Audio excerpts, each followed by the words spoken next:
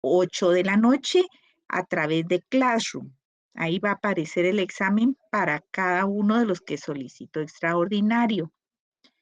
Y en el caso de Neri Cabrera Martínez, ¿está presente? Neri Cabrera Martínez, ¿está presente?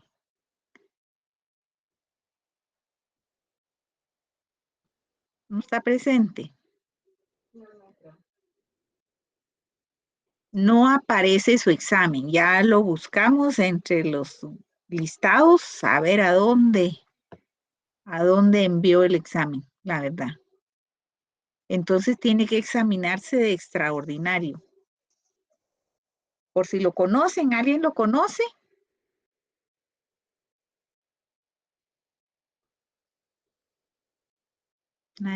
No se conoce. Bueno, el día de hoy vamos a continuar con nuestro tema de la semana anterior sobre la ineficacia del negocio jurídico.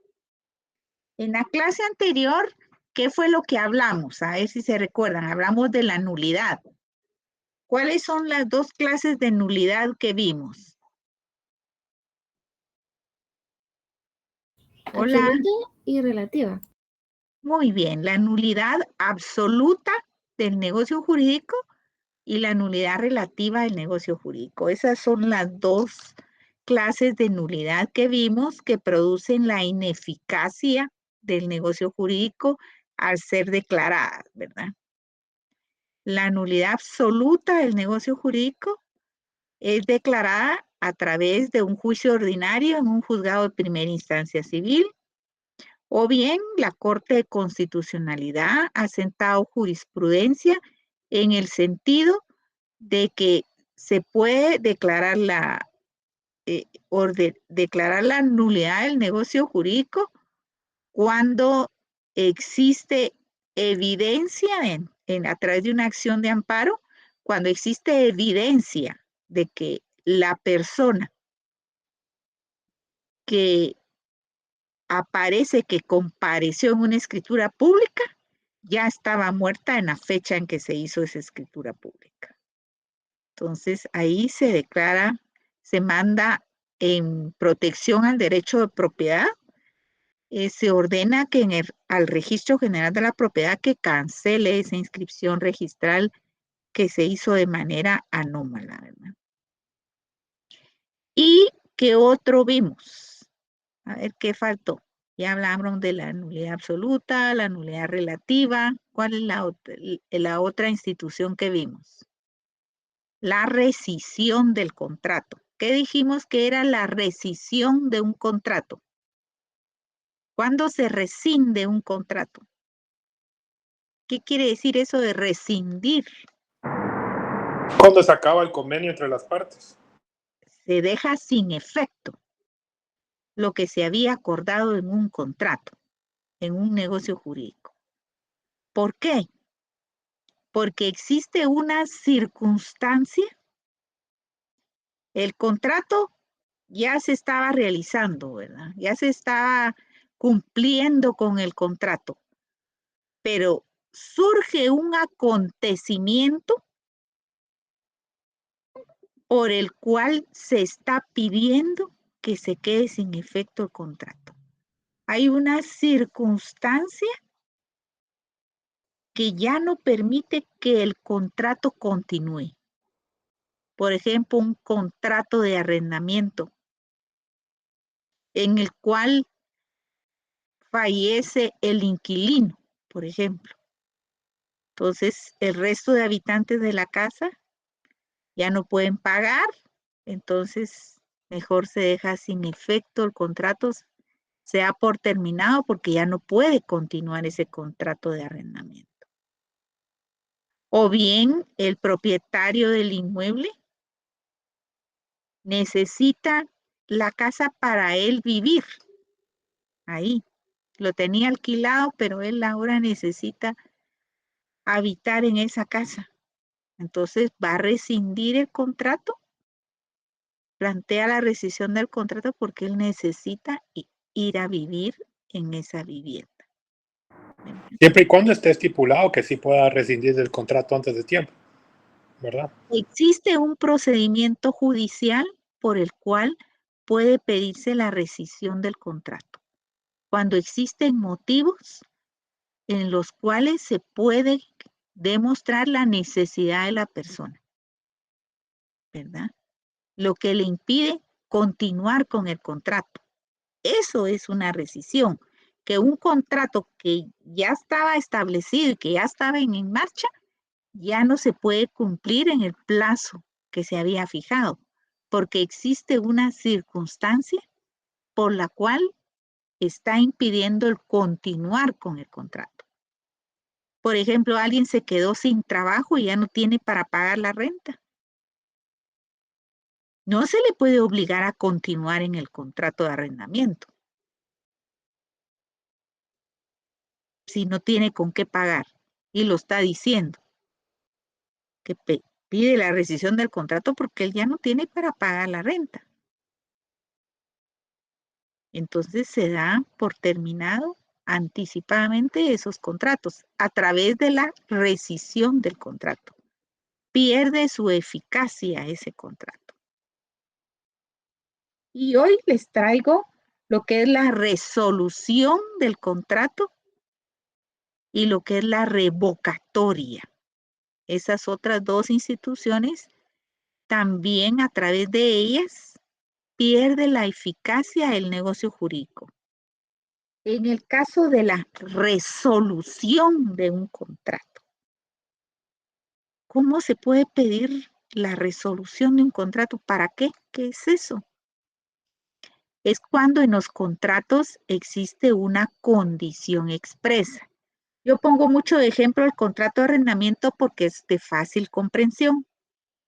Por ejemplo, en las cláusulas de un contrato de arrendamiento se pone que el plazo y que la renta a pagar va a ser de 1,000 quetzales mensuales. Y las partes acuerdan, porque es un acuerdo de ambas partes, que en el caso de que incumpla con el pago de la renta durante 2 meses, le dará derecho al propietario de dar por terminado ese contrato de arrendamiento sin necesidad de resolución judicial.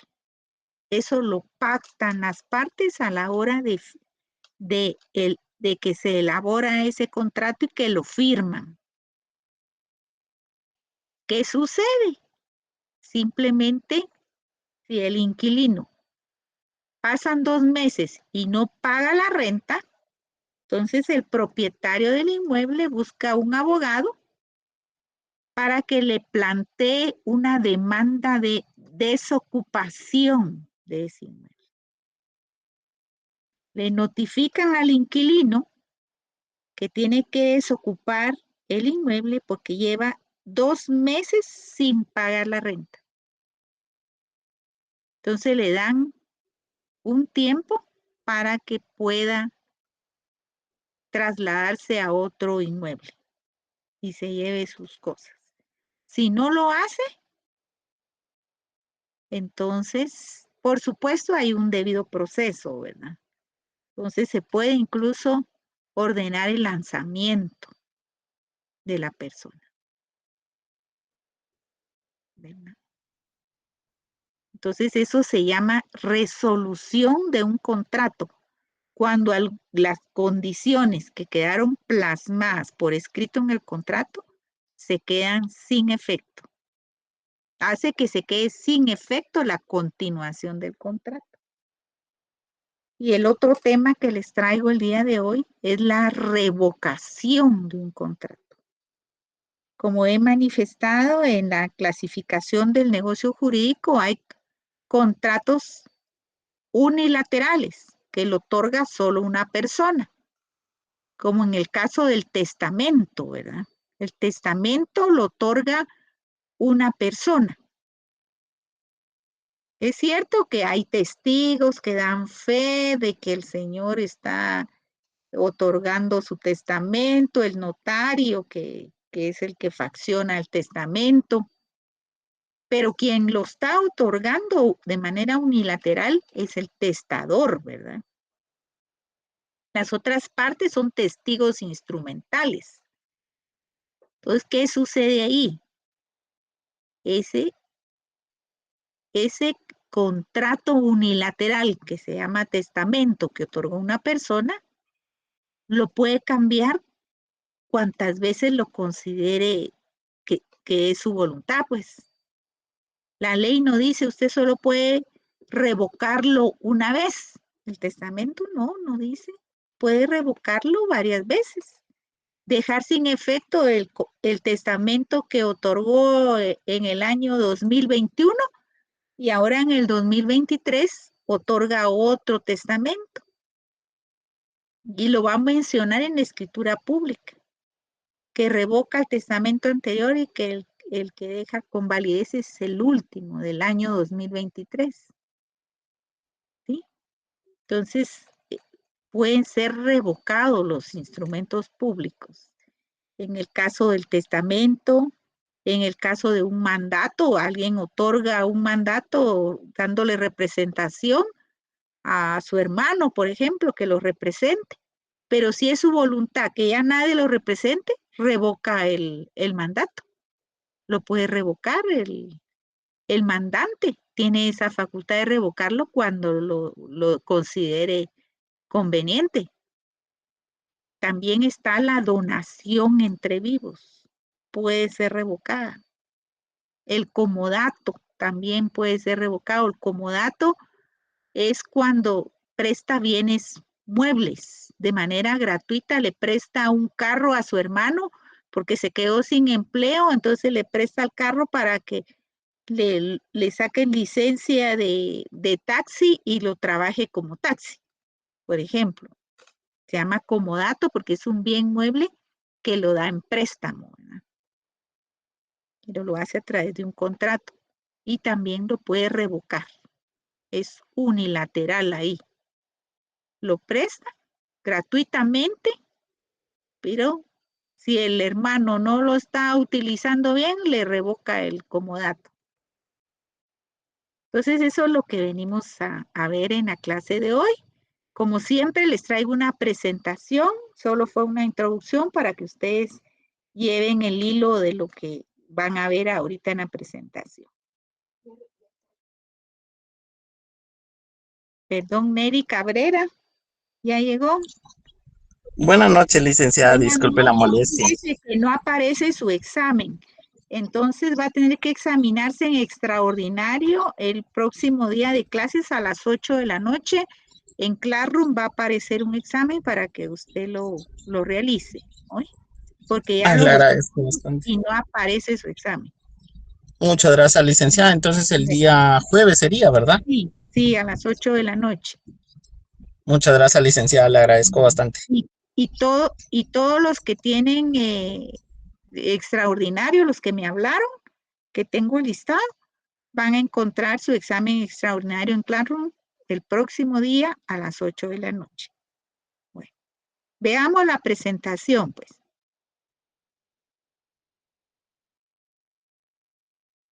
En la segunda parte del tema de la ineficacia del negocio jurídico contractual, vamos a analizar la institución de la revocatoria y la resolución de los contratos. ¿En qué consiste la resolución de un contrato? Este corresponde a la extinción sobrevenida de la relación contractual, que se produce como consecuencia de una declaración de voluntad o de una acción ejercitada por una de las partes por incumplimiento de los pactos establecidos. ¿Qué sucede aquí? Cuando hay un contrato, tenemos la celebración de derechos y obligaciones establecidas en las diversas cláusulas del contrato para cada una de las partes. Cuando se da este pacto, este acuerdo de voluntades entre los contratantes, quedan establecidas en las cláusulas condiciones. Condiciones para ambas partes. La resolución se da cuando ocurre que uno de los contratantes ha incumplido con las condiciones pactadas. Eso da derecho a plantear la resolución de un contrato. El efecto del contrato es la condición resolutoria, producida por el acaecimiento de la condición acordada por los contratantes en el convenio que habían pactado las partes. Condición resolutoria se refiere a las condiciones plasmadas en las cláusulas contractuales. Cuando se produce algún incumplimiento de una de las partes, eso se llama que acontece una condición resolutoria. Acontece un motivo por el cual pueden las partes reclamar el cumplimiento del contrato o bien la resolución, que es dejarlo sin efecto. Por el incumplimiento de una de las partes se da la petición de extinción de la relación contractual. La resolución puede ser pedida de manera expresa o bien puede darse de manera tácita, ya que en los contratos bilaterales, la resolución solo se da en contratos bilaterales porque tienen que haber dos partes. Si una de las partes no cumple, la otra puede pedir el cumplimiento de lo convenido o bien la resolución del contrato. El Código Civil la admite como medio de extinción de las obligaciones y lo califica así por ser el efecto de la condición resolutoria a que el convenio estaba sujeto. ¿Cuándo se da la exigencia del cumplimiento de lo convenido? Es cuando vimos la ejecución del contrato, que puede pedirse a través de la vía judicial, o bien para dejar sin efecto el contrato para que sea declarada la inexistencia de la relación contractual, se da lo que es la resolución del contrato. ¿Qué elementos tiene la resolución?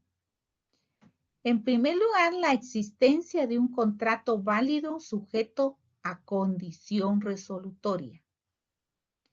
Que el contrato no se haya consumado de manera total o parcialmente, esté pendiente de cumplimiento. Y el acaecimiento de la condición resolutoria.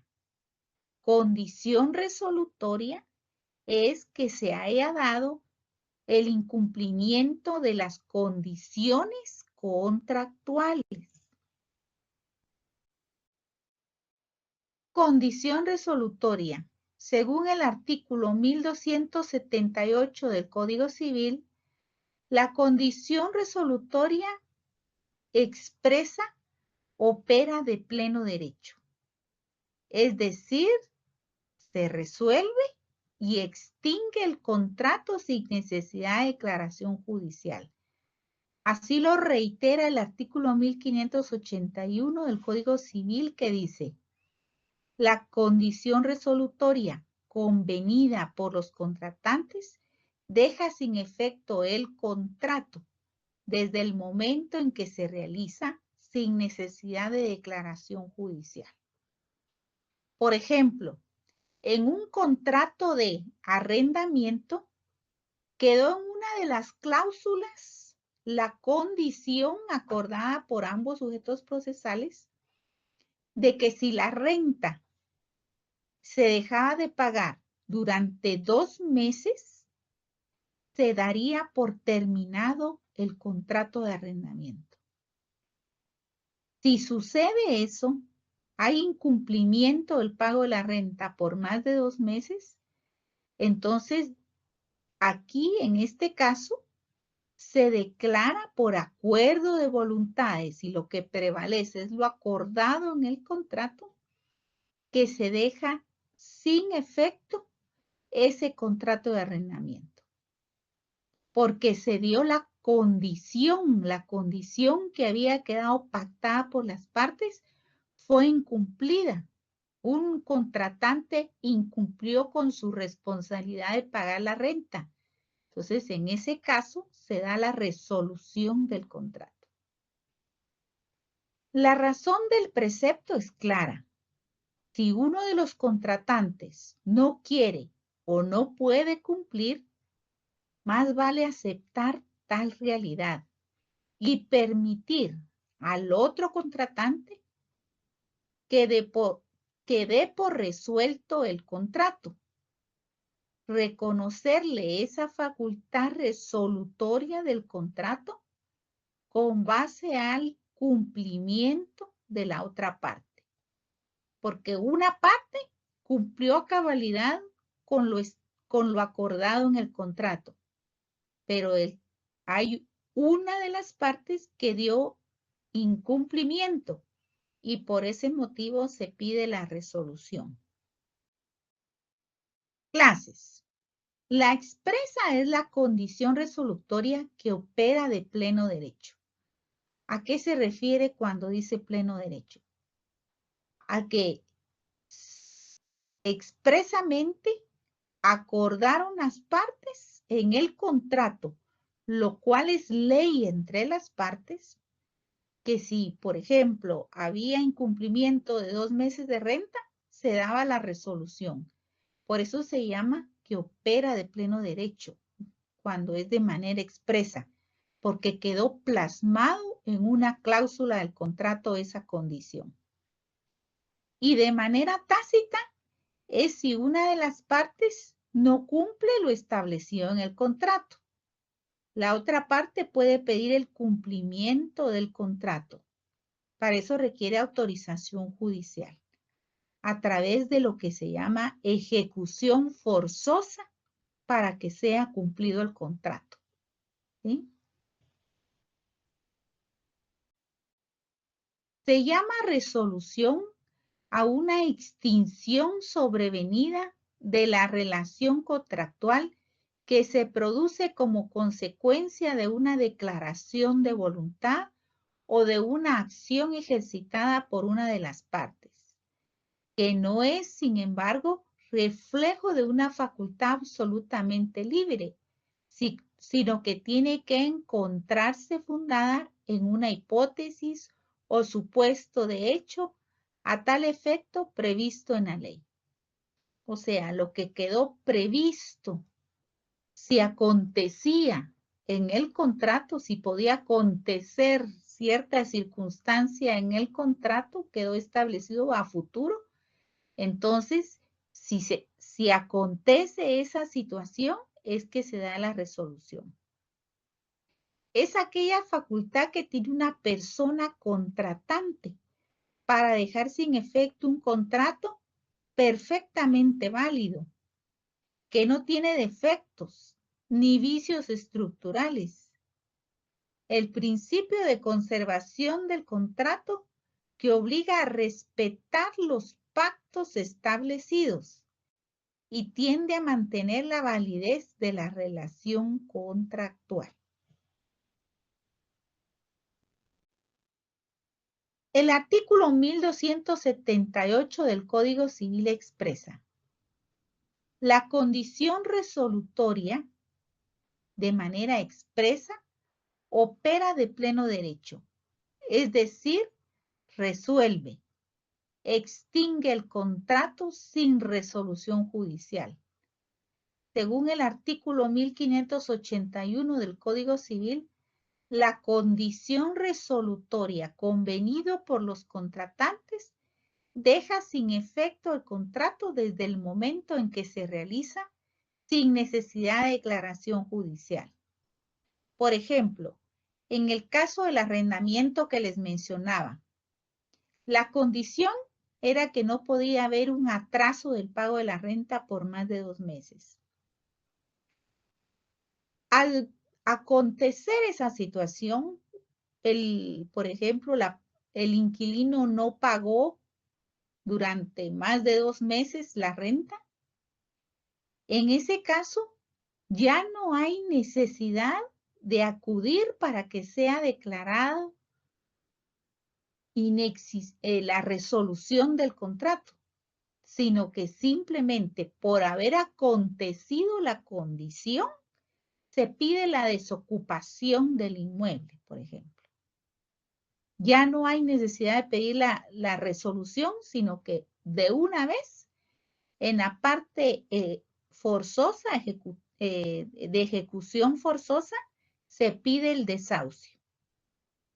Si uno de los contratantes no quiere o no puede cumplir con el contrato, más le vale aceptar tal realidad y permitir al otro contratante que dé por resuelto el contrato.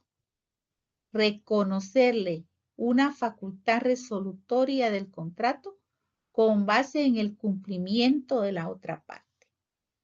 Quien puede plantear la demanda, el litigio, es la parte que no dio el motivo del incumplimiento. ¿Cuáles son las características de la resolución?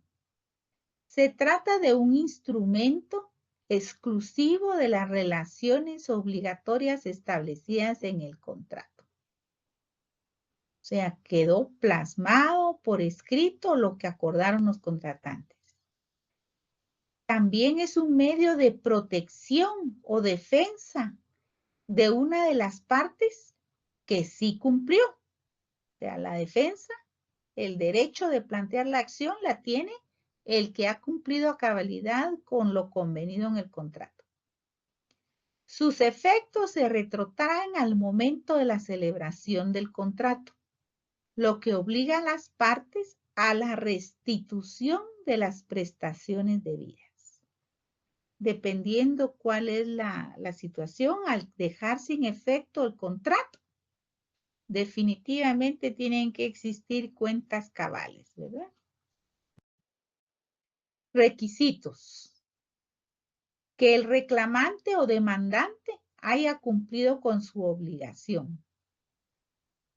Si la otra parte no ha cumplido, aunque no sea de manera total, sino solo parcial, el incumplimiento afecta al que reclama la resolución.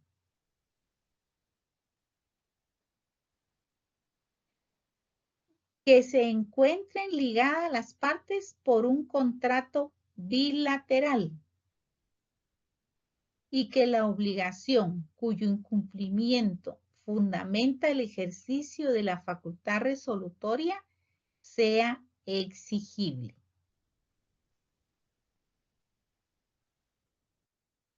¿Cuáles son los efectos? El Código Civil lo regula como un medio de extinción de las obligaciones y lo califica de efecto de la condición resolutoria a lo que lo convenido está sujeto, para que vuelvan las cosas al estado en que se hallaban antes de celebrarse el contrato. Las partes deben restituirse lo que habían percibido. Si una de las partes no cumple, la otra parte puede pedir el cumplimiento de lo convenido o bien la resolución del contrato. El artículo 1535 requiere el principio que todo contrato bilateral se considera que existe una condición resolutoria. El incumplimiento de una de las partes apareja el derecho de la otra de ejercer alternativamente y según el caso, la acción resolutoria o la acción de ejecución contractual. O sea, estas son dos. Una es la acción de ejecución contractual y la otra, la acción resolutoria.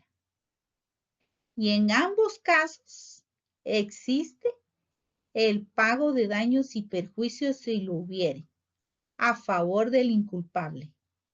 Acciones que se pueden intentar conforme el artículo 1535 y 1536 del Código Civil. Ahora pasamos a lo que es la revocación del contrato. La revocación del contrato proviene de una declaración de voluntad que constituye un acto jurídico unilateral por el que se deja sin efecto otro contrato cuya existencia o subsistencia depende de la misma voluntad de la persona. En este caso de la revocación, se dan aquellos contratos en los cuales solo una persona empiece ante el notario a constituir una declaración en instrumento público. Solo corresponde a negocios jurídicos unilaterales, como los testamentos, y aquellos que tengan causa gratuita, como en el caso de la donación.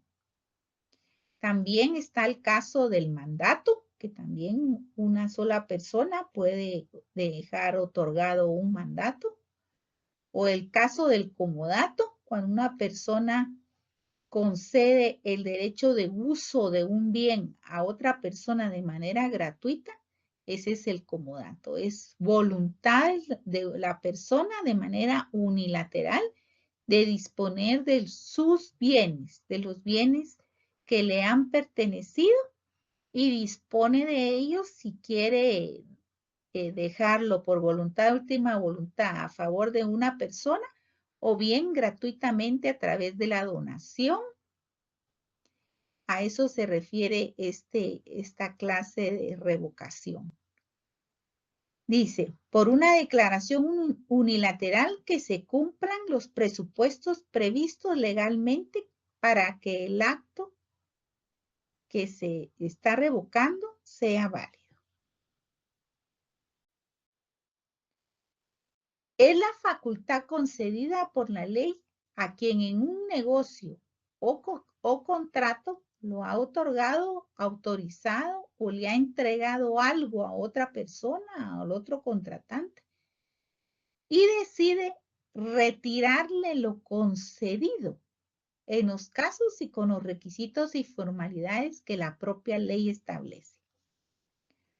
Por ejemplo, tenemos que una persona de manera unilateral otorgó testamento por causa de muerte. Si el testador decide revocar un testamento y hacer otro, otorgar otro, lo puede hacer, si es su voluntad, lo puede cambiar cuantas veces él lo desee. De igual manera, una donación a título gratuito, otorgada, por ejemplo, por un padre a favor de uno de sus hijos, donde le concede en donación gratuita un bien inmueble.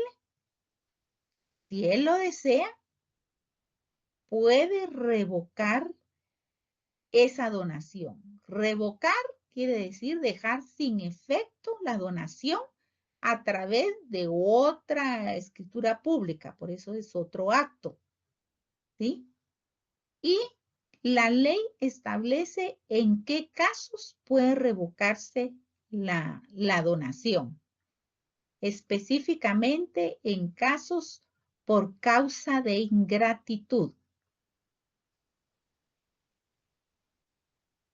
Tiene carácter excepcional y se fundamenta unas veces en autonomía de la voluntad del revocante y otras en alguna actitud desleal del otro contratante. Por ejemplo, tenemos el caso del testamento. La revocación de un testamento está basado en la autonomía de la voluntad del testador. El testador es libre de disponer si quiere dejar sin efecto un testamento y otorgar otro nuevo. Eso se basa en autonomía de la voluntad del revocante. Y el otro caso es el caso de una actitud desleal del otro contratante. Por eso, como ejemplo, el caso de ingratitud. Entonces, puede revocarlo el que había otorgado la donación. Ejemplo, dice, el contrato de donación entre vivos, regulado en el artículo 1867 del Código Civil. La revocación de la donación por ingratitud solo puede hacerse contra el donatario. Sin embargo, si hubiere sido iniciada en vida de éste, también podrá continuarse contra los herederos. ¿Cuáles son las clases de revocación? La unilateral y la judicial. La unilateral, como son contratos unilaterales, quien va a dejar sin efecto ese contrato, ya sea un testamento, una donación, un mandato, lo va a hacer únicamente la persona que lo otorgó. Y de manera judicial puede darse el caso que la revocación sea en fraude de acreedores. A eso se le llama acción pauliana. Y tenemos, cuando es unilateral, consiste en la facultad otorgada por la ley a un sujeto de derecho para retirar la autorización o entrega de algo, de un bien, al otro contratante. O sea, retirar la autorización quiere decir que se lo tiene que devolver. Si ya había hecho la entrega, va a revocar el contrato de, por ejemplo, de donación, tiene que devolverle el bien que le había otorgado de manera gratuita en una donación. En ese caso, con la nueva escritura pública que se celebra, tiene que cancelarse en el Registro General de la Propiedad. Es una donación que se había otorgado por causa de una ingratitud, por ejemplo. En el contrato de mandato, el contrato de mandato es voluntad del mandante otorgar el mandato. Y por supuesto, si lo quiere dejar sin efecto, lo puede hacer de manera unilateral. Simplemente se le comunica al mandatario que ya no va a representar al mandante. Y en el contrato de donación, vamos a específicamente ver que nuestro Código Civil regula los casos de ingratitud de una donación. Dice el artículo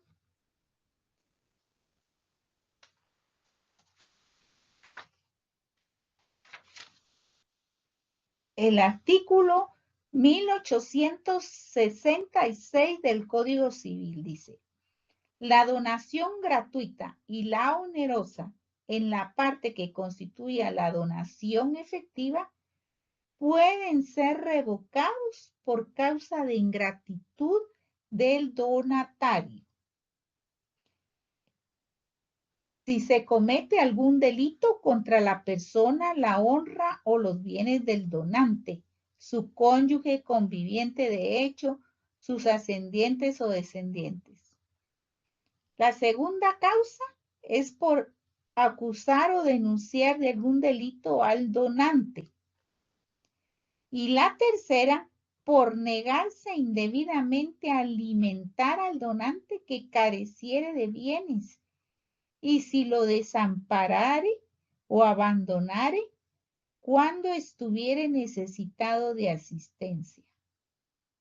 En esos casos, el artículo 1867 dice que la revocación de la donación por ingratitud solo puede hacerse contra el donatario. Sin embargo, si hubiera sido iniciada en vida de éste, podrá continuarse contra los herederos. También el Código Civil habla el caso del comodato, artículo 1963, como les mencionaba, el comodato es cuando se da en calidad de préstamo un bien mueble. Entonces, de manera gratuita, no a cambio de ninguna remuneración. El procedimiento judicial o por fraude de acreedores, conocido como acción pauliana. Esta acción se define como la facultad que el ordenamiento jurídico concede a todo acreedor para proceder por derecho propio a impugnar los actos válidamente celebrados por el deudor, que por su carácter fraudulento produzca un perjuicio y éste no pueda cobrar de otro modo lo que se le debe. Esta acción pauliana es definitivamente un procedimiento judicial que es utilizado por la parte acreedora para defender un bien que se le había dado en garantía. Entonces, al revocarlo por donación, no se le puede perjudicar en ese derecho de garantía que ya previamente se le había concedido por un préstamo que había dado. A eso se le llama acción pauliana. La acción pauliana tiene como finalidad la reparación del perjuicio que causa al acreedor la situación provocada por un acto del deudor que disminuye su patrimonio en forma tal que resulte insuficiente para la íntegra satisfacción del crédito. Para eso es la acción, para defender la garantía que tenía el acreedor. No se puede hacer efectiva una revocación en fraude de acreedores. Va dirigida a la reparación del perjuicio del acreedor, cuyo crédito no tiene garantía real. Está interesado en que ingresen nuevos bienes al patrimonio de su deudor, o al menos que no disminuyan los que ya integran cuando lo contrajo la obligación. O sea, no puede perjudicar cuando ya está garantizado el cumplimiento de una obligación sobre un bien. En este caso no puede la reparación intervenir. El artículo 1329 del Código Civil dice: la obligación personal queda garantizada con los bienes enajenables que posea el deudor en el momento de exigirse su cumplimiento. De ahí el interés de los acreedores en acción oblicua o subrogatoria, la que permite demandar a los deudores. ¿A qué se refiere esta subrogación? Como vimos en Derecho Civil 2, la subrogación consiste en que una persona tiene un bien dentro de su patrimonio, pero puede venderlo y de esa manera sustituirlo por otro bien, como podría ser el dinero que tiene en el banco, producto de la venta de un inmueble. Hay una subrogación porque en lugar del inmueble, ahora tiene a plazo fijo, por ejemplo, depositado el dinero en una institución bancaria. Entonces, eso permite a los acreedores poder cobrar el bien que tenía en garantía. ¿Cuáles son los efectos? La revocación unilateral extingue el negocio o contrato. Y las partes deben devolver lo que hubieran recibido. La diferencia entre rescisión unilateral y revocación unilateral. En primer lugar, tienen en común ambas modalidades de ineficacia contractual, que son facultades que la ley concede en determinados casos a uno solo de los contratantes. Ambos son de naturaleza excepcional, pues no es común que lo criado por consentimiento se disuelva sin acuerdo. Las diferencias de manera sencilla son las siguientes.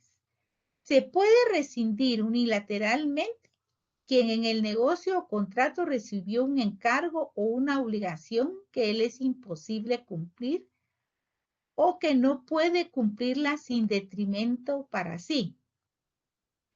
Y el otro caso, el de la revocación, dice, puede revocarse unilateralmente quien en el negocio o contrato otorgó, autorizó o entregó algo al otro contratante, quien debe devolvérselo.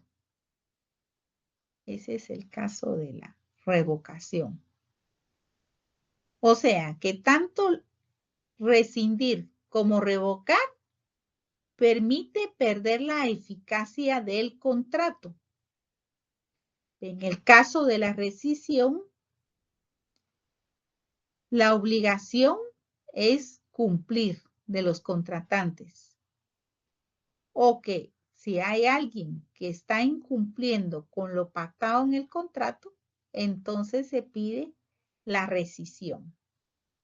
En el caso de la revocación, es dejar sin efecto un contrato otorgado por los contratantes y que haya quedado establecido en las cláusulas del contrato en qué iba a consistir esta revocación.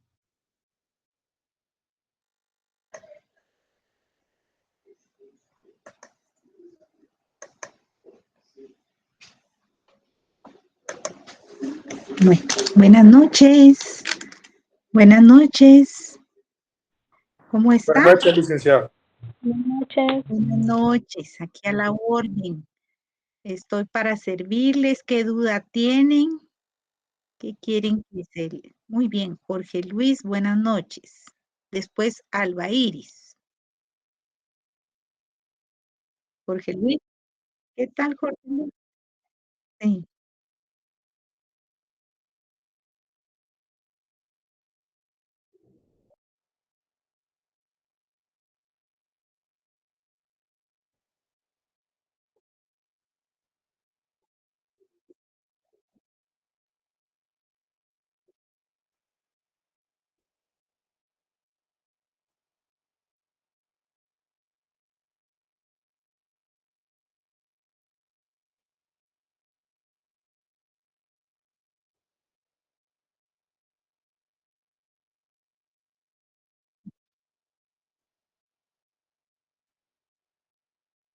Bueno,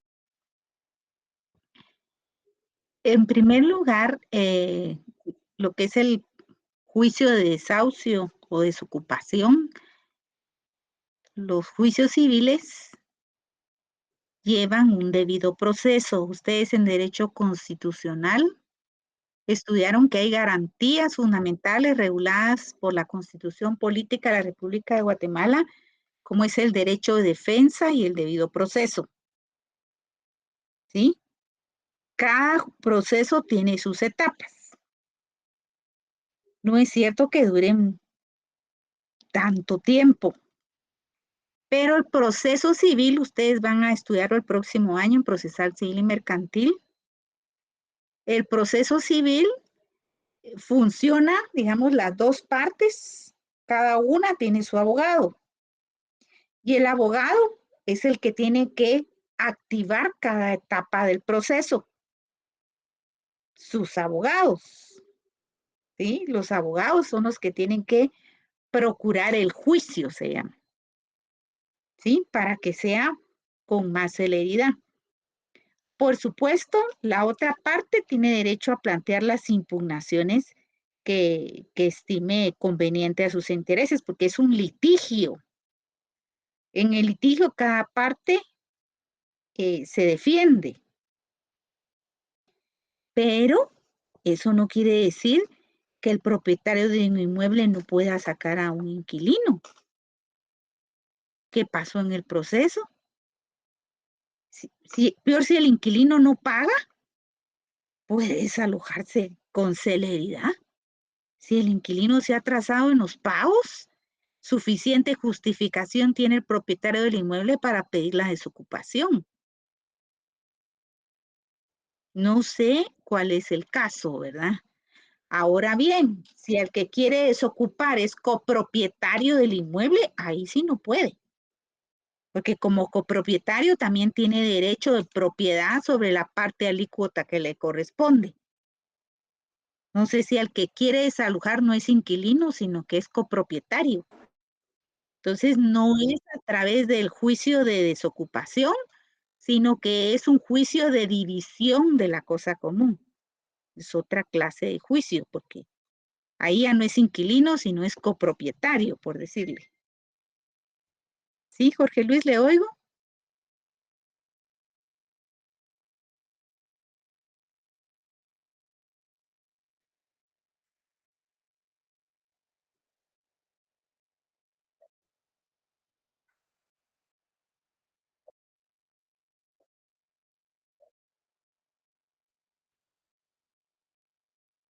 O la vía penal, pero eso ya no es civil. O sea, cuando hay cheques sin fondos, eso es estafa, pero no es del ámbito que estamos estudiando. Nosotros estudiamos materia civil acá, en este curso. Yo, yo sinceramente siempre llevo lo que la ley establece. Argucias y cosas así fuera de la ley, yo jamás, ¿verdad? No. No sé qué le ha dicho su abogado, pero lo bueno que usted está estudiando derecho y va a comprender sobre todo el próximo año que va a haber lo que es procesal civil y mercantil, que todo tiene sus correspondientes etapas y que el éxito de todo juicio, por supuesto, va a depender de la dedicación que el abogado le pone a cada caso que tiene a su cargo, ¿verdad? Como en todas las carreras, porque no es solo en derecho. Si un médico es buen médico, sus pacientes van a ser bien atendidos, ¿sí? Y se van incluso a recuperar más rápido. Pero si es un médico que no mucho sabe, ahí corre riesgo su paciente, ¿verdad? Digamos, disculpen el ejemplo que estoy poniendo. Si un abogado es cuidadoso, dedicado en los casos de sus clientes, va a tener éxitos en su carrera profesional. Depende la responsabilidad de cada persona en lo que tiene bajo su responsabilidad, bajo su cargo. No tenga pena.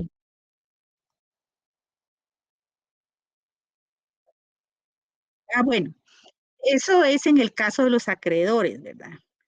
Si, ¿qué es un acreedor? Es a quien le deben.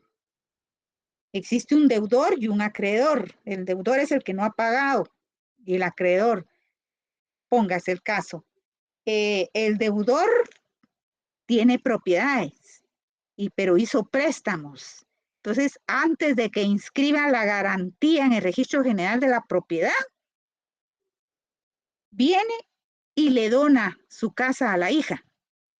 De manera que esa hipoteca no la pueden inscribir porque él ya no es propietario del inmueble porque ya hizo una donación a favor de su hija. Entonces, ¿qué tiene que hacer el acreedor? Se quedó sin garantía. Se hizo una donación en fraude del acreedor.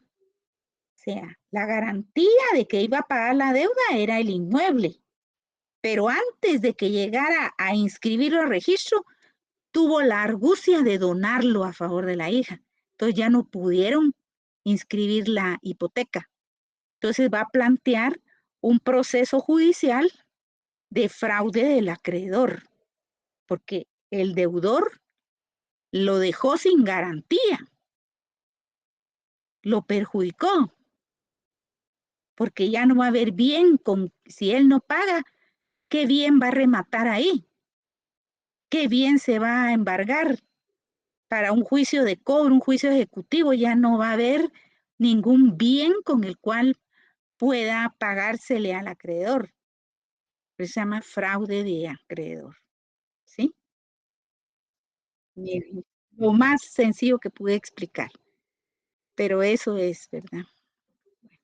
Fraude de acreedor, se hace donación para defraudar a los acreedores que la persona tiene. Alba Iris, buenas noches. Buenas noches, licenciada. ¿Cómo Tengo está? dos Dígame. preguntas. Sí, Una de ellas es que una propiedad con derechos posesorios que hubiera sido donada, si el donante decidiera pues dejar inválida esa donación y ya hubiera sido vendida una porción del terreno, ¿qué correspondería en ese caso? ¿cómo es? Se hace una donación de derechos posesorios, no lo tiene inscrito en el registro general de la propiedad. No. ¿Y por qué no han hecho la titulación supletoria? Pues no lo habían visto necesario. ¿Cómo que no? Pero Mientras no lo inscriban en el registro de la propiedad, no tiene inscripción registral. Comprendo. Bueno, sí Pero se en el puede dado transferir el derecho de posesión a través de una cesión de derechos. Ajá. Pero dado el caso de que el donante decidiera que va a dejar sin efecto la donación y ya hubiera sido vendida una parte del terreno. No.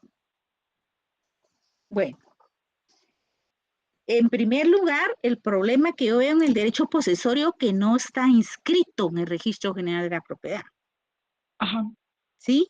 Entonces, lo único que se transmiten es lo que se conoce como justo título. En la cesión de derechos, como no está inscrito, no hay inscripción registral, solo se hace en cesión de derechos y eso es el justo título para que pueda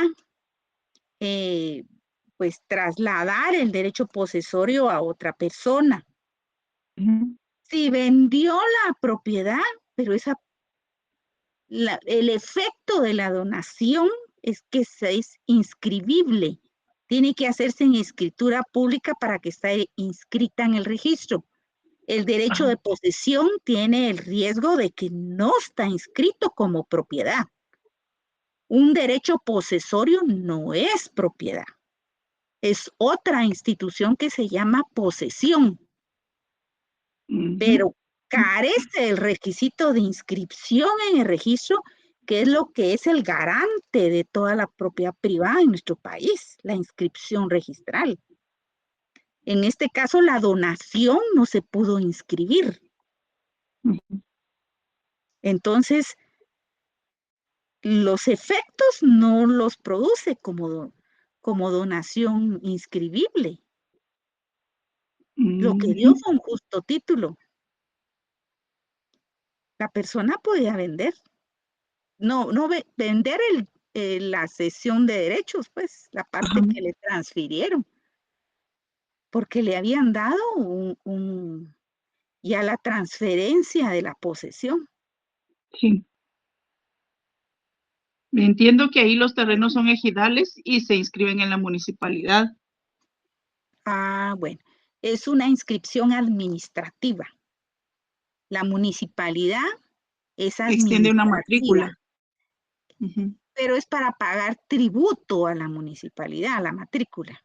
Pero eso no acredita derecho de propiedad.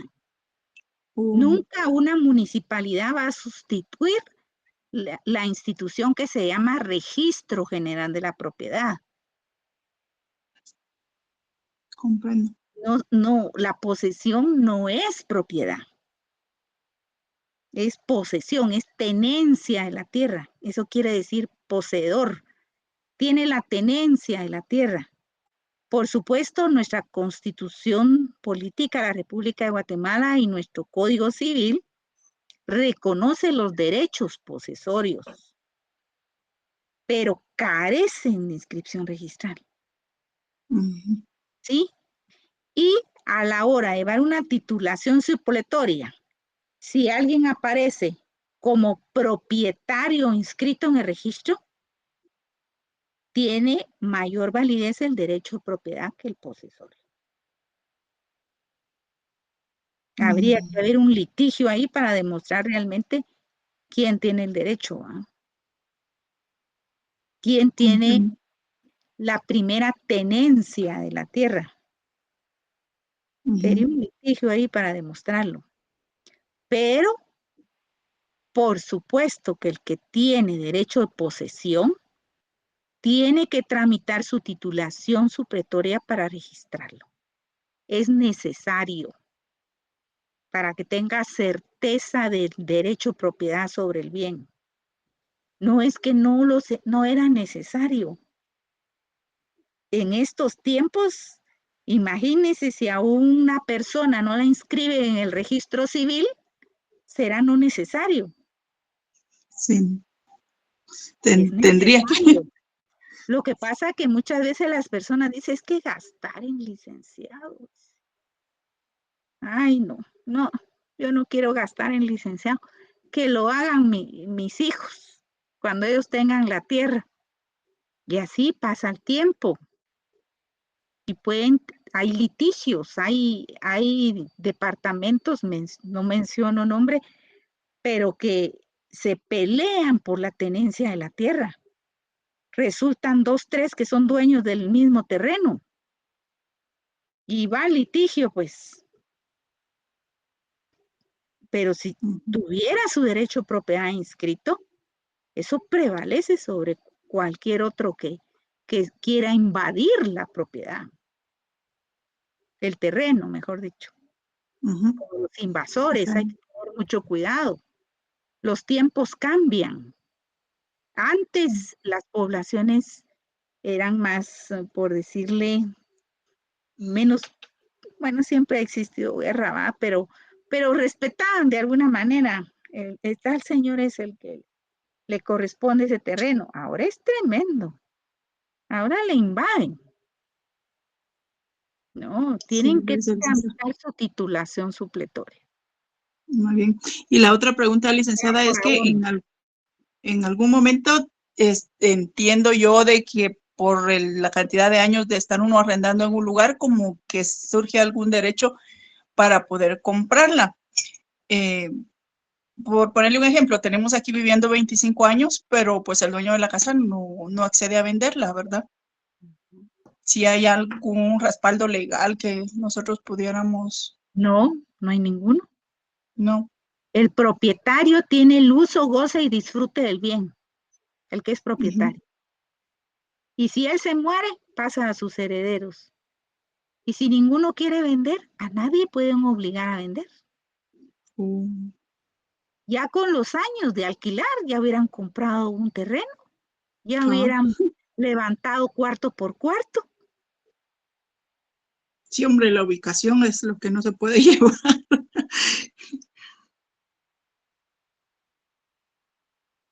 Gracias, licenciada. Aunque sea una casita, pues que no esté tan nueva, ¿verdad?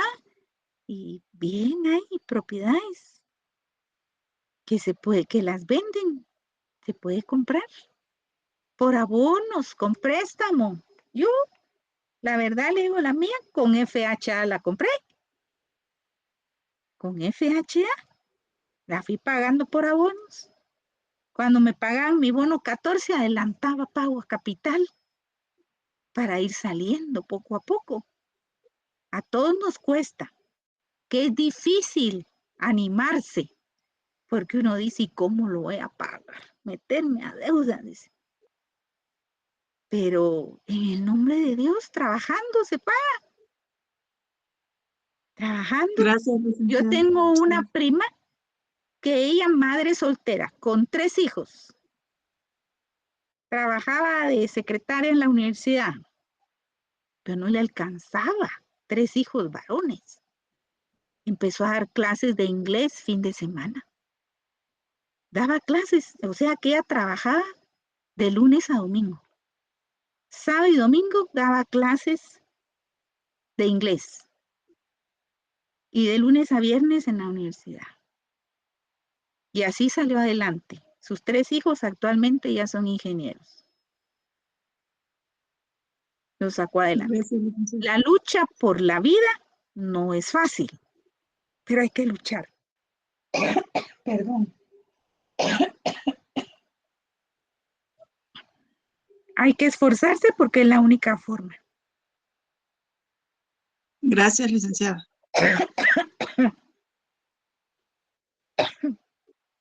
Arreglen sus papeles. Gracias. Es necesario. Y Dicen que además, no solo dar los papeles, darle seguimiento uno.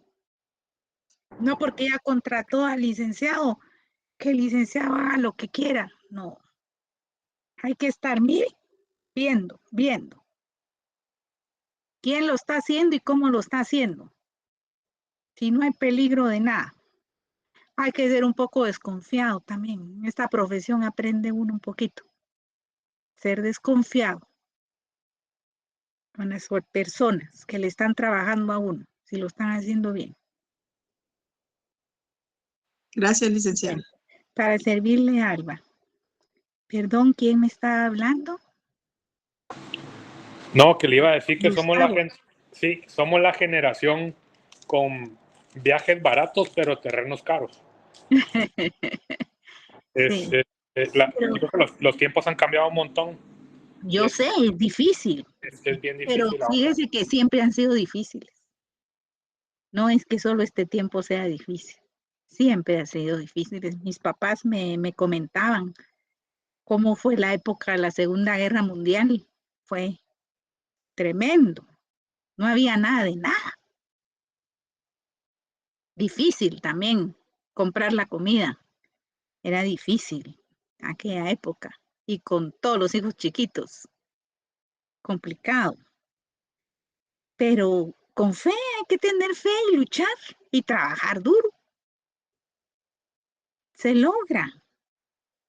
Se logra. Poco a poco. Por supuesto hay que ahorrar un poquito. Es que en estos tiempos no se puede ahorrar, dicen. Aunque sea un poquito, de poquito en poquito.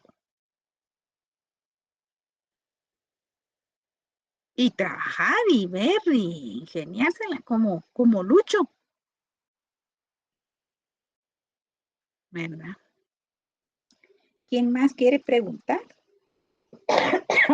Ay, perdonen, me está molestando la garganta un poquito. ¿Alguien más quiere preguntar?